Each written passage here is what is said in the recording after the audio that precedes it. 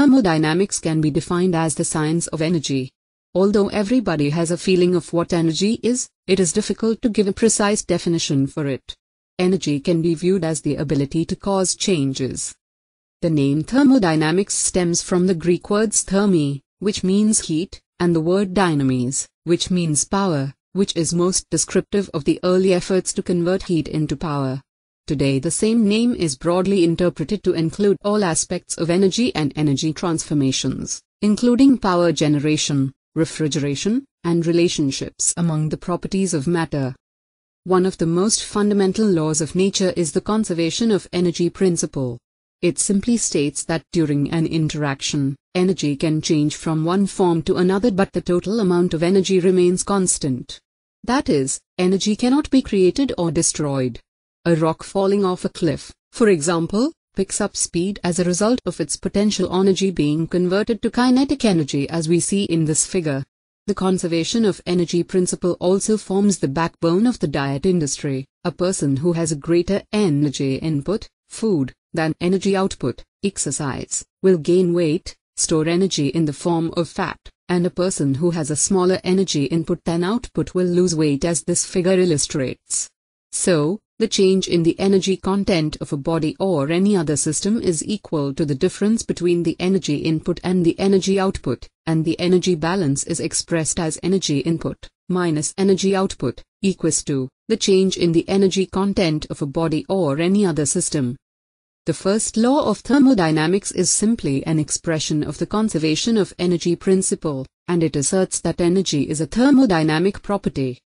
The second law of thermodynamics asserts that energy has quality as well as quantity, and actual processes occur in the direction of decreasing quality of energy.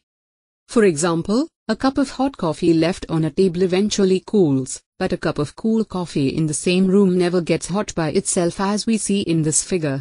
The high temperature energy of the coffee is degraded, or transformed, into a less useful form at a lower temperature, once it is transferred to the surrounding air.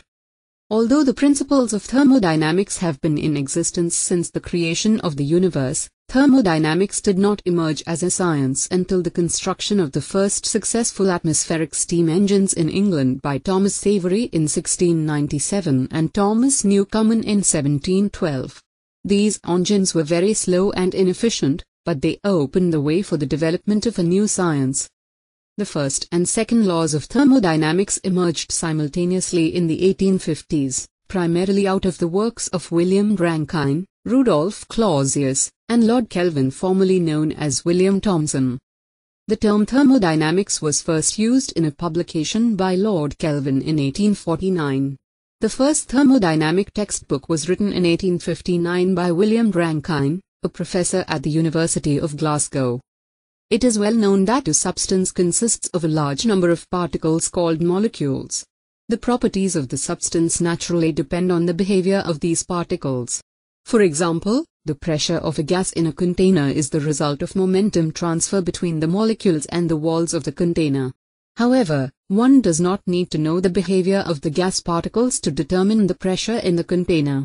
It would be sufficient to attach a pressure gauge to the container. This macroscopic approach to the study of thermodynamics that does not require a knowledge of the behavior of individual particles is called classical thermodynamics. It provides a direct and easy way to the solution of engineering problems. A more elaborate approach, based on the average behavior of large groups of individual particles, is called statistical thermodynamics. This microscopic approach is rather involved and is used in this text only in the supporting role.